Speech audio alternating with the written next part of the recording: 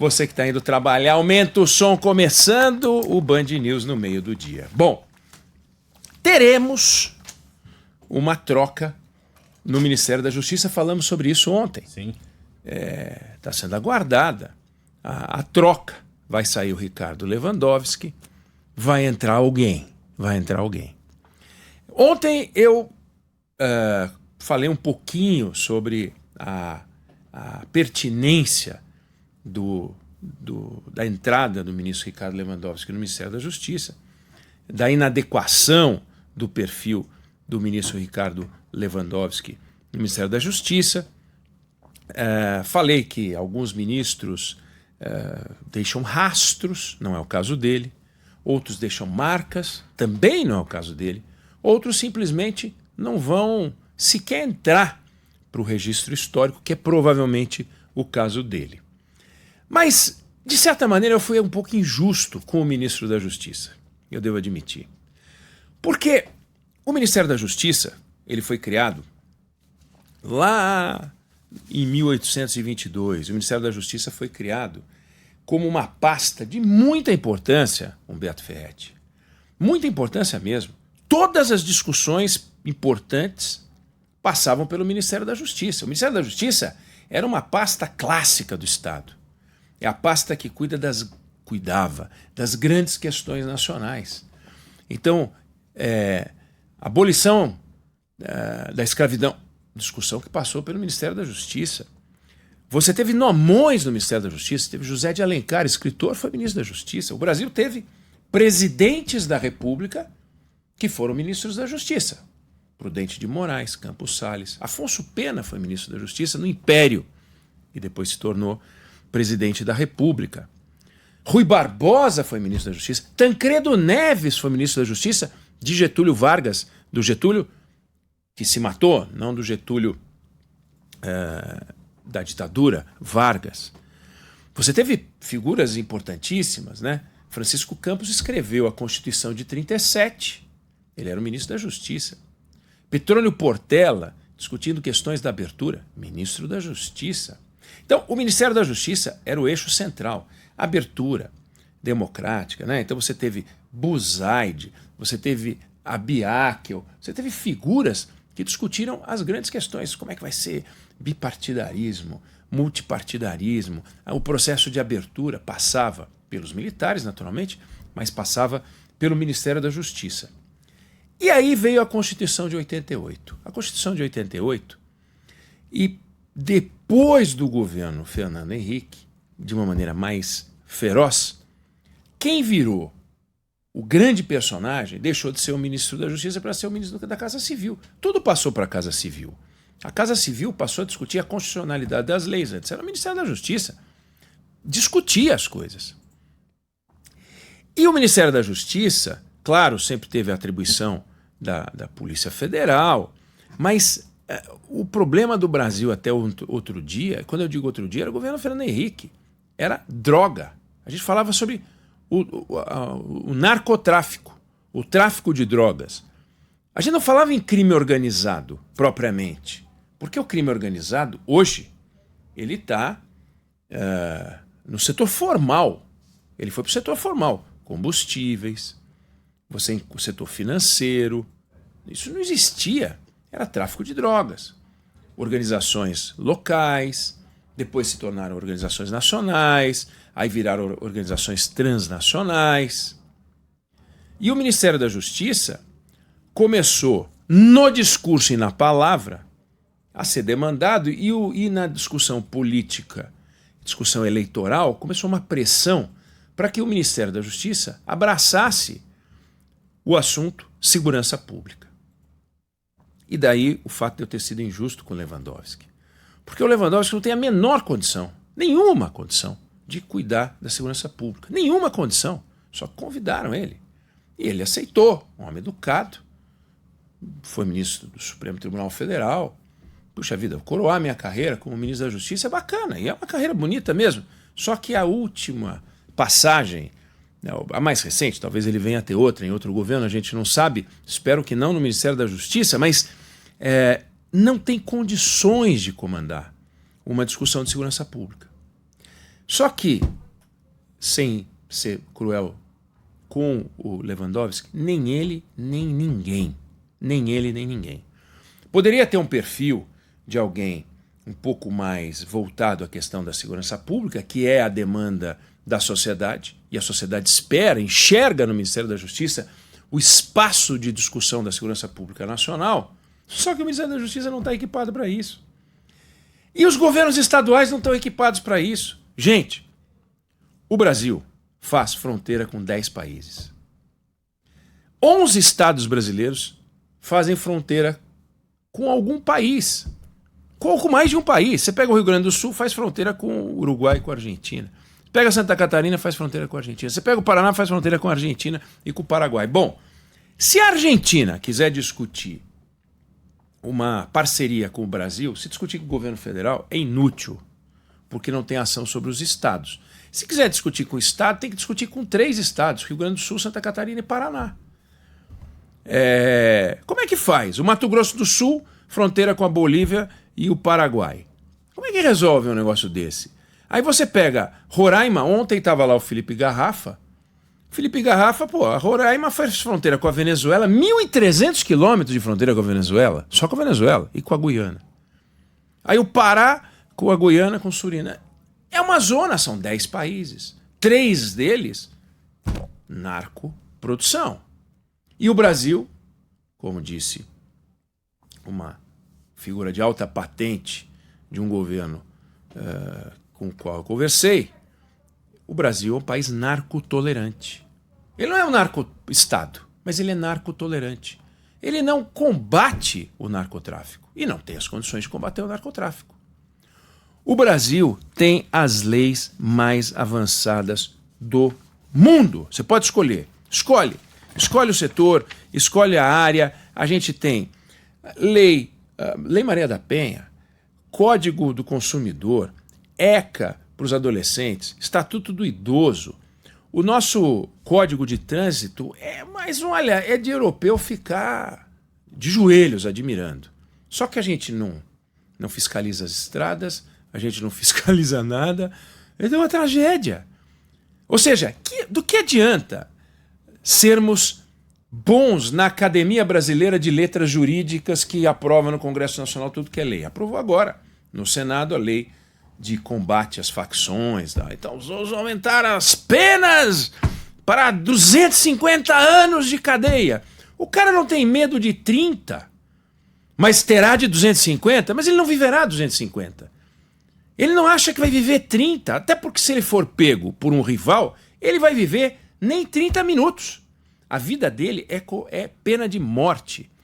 O bandido pesado tem medo do tiro da polícia e do tiro do bandido. Ele não tem medo da pena do juiz. Porque depois ele dá um jeito, escapa, continua a controlar o banditismo de dentro da cadeia. E é um negócio muito complicado. E os governos, grandes enganadores, os governos estaduais, os governos federais. Este, em particular, é uma preciosidade. Porque o Lula está preocupado, porque sabe que em 2026 a agenda de segurança pública está aí. O Lewandowski não entrega. Então ele vai tirar o Lewandowski e vai botar outro. Fritou o Lewandowski. Chegou a falar para o Lewandowski que quer montar uma pasta de segurança pública, uma área de segurança pública. Onde? Na Casa Civil, que já tinha tirado os poderes do Ministério da Justiça, os poderes políticos do Ministério da Justiça. O Ministério da Justiça já foi o espaço de grandes nomes, perfis como o do Lewandowski, mas com acesso político. Então você pega um Nelson Jobim, foi deputado constituinte, foi ministro da Justiça, foi depois ministro do Supremo. Então tem um lado da carreira dele que é semelhante ao do Lewandowski, mas ele tem um passado político. Então, quando ele participava de uma discussão, e não só ele conduzia no Congresso. O Lewandowski é um professor, ele acha que apresenta um projeto, faz lá o projeto e manda a área de articulação política do governo se encarregará de aprovar no Congresso Nacional. Então ele não é fala bonito, fala correto, né? Aliás, nesse governo é até uma exceção, porque ele é muito bom na conjugação, não erra, plural, singular, fala com correção. Mas não adianta isso. Não é do combate. Bom, aí veio o tal do Bolsonaro e falou, vamos botar um que é do combate, gosta de combater a lavagem, lava-jato, caramba, botou o Sérgio Moro. Foi uma inutilidade. Esse já com um pouco mais de dificuldade com a língua portuguesa, fala conge e outros erros. Mas parecia um acerto. Não, o sujeito que combate ao crime. Foi inútil. Conseguiu lá aprovar um pacote desidratado na legislação que aumentou de 30 para 40 anos. Volto a dizer, bandido não tem medo disso. Aí nós temos, nas 7 constituições que o Brasil disse, e um ex-ministro da Justiça, Raul Jungmann, já disse isso e já escreveu sobre isso, ele foi de Justiça e Segurança Pública. As 7 constituições do Brasil não deram ao governo central poder de polícia. Mantiveram o poder com os estados. Os estados cuidam de seu território. Então, o bandido, o crime organizado é nacional e transnacional, o estado fica estadual, o governo federal não tem poder de polícia e nós vamos perder a guerra. Você já imaginou? O Google pode funcionar, mas só no Texas. Ele não ia ser o que é. O Google é transnacional e tem esse poder extraordinário. Na versão criminosa, o crime é igual. Se você circunscreve o poder regulador, controlador, poder de polícia e de algema, o governo de Santa Catarina só vai até a divisa de Santa Catarina, acabou. Não tem o que fazer. Teve momentos, no governo Temer teve discussão para montar com a Argentina uma parceria. Então, policiais da fronteira no Brasil ficavam na Argentina, policiais da Argentina no Brasil, para trabalhar conjunto, para que se o cara atravessasse a fronteira, e hoje atravessar a fronteira é atravessar uma rua no Brasil, é atravessar uma rua, pudesse continuar a perseguição, mas mesmo assim é gato caçando rato. A gente não tem trabalho de inteligência. O Banco Nacional de Materiais Genéticos do Brasil tem 200 e poucos perfis. O americano tem 22 milhões de perfis. 100 vezes mais, de uma população que é 1,5 vezes a nossa. Quer dizer, eles não estão brincando. Ou vocês acham que o cara entrou lá na Venezuela, tirou o Maduro porque eles estão brincando? Eles não estão brincando. Quando eles entram para fazer um negócio, faz direito. A gente faz brincadeira. Então a gente brinca de polícia. Sabe brincar de polícia e ladrão? Tem lá uma Polícia Federal. Como é que é a Polícia Federal? Você fica dando atribuição para a Polícia Federal? Os caras não conseguem, não dá conta. Eles trabalham direito. Mas teriam que ter 10 vezes mais gente. E tem um fenômeno, que é um fenômeno muito simples. Você tem uma estrada com uma pista que leva para uma cidade. Se você dobrar, você vai ter 2 vezes mais carro para entrar na mesma cidade. Se você triplicar a rodovia, você vai ter 3 vezes mais carro para entrar. Em algum lugar vai colapsar. Então estamos quadruplicando a rodovia. Que maravilha, durante alguns quilômetros você anda rápido. Daí, chega na cidade, complicou. Então você dá um monte de atribuição para a Polícia Federal, começa a aparecer inquérito. Esse troço tem que ir para o sistema de justiça. Aí tem as audiências de custódia, aí tem não sei o quê, a legislação faz a progressão da pena não sei de que forma, direitos e mais direitos, vai chegar a hora. E vai chegar a hora em que o governo, os poderes vão ter que parar e falar o seguinte: enquanto a gente operar desta maneira e o crime organizado operar do jeito que opera, viraremos um narco-estado.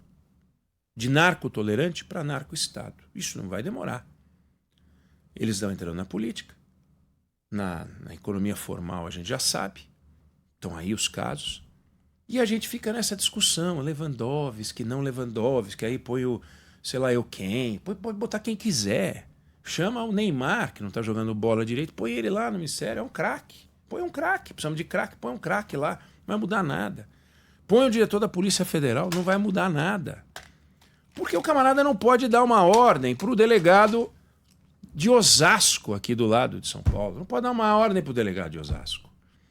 E é bom que não dê uma ordem, mas veja só, a arrecadação de impostos, o grosso é federal. Por que o governo federal distribui os impostos feito esmola para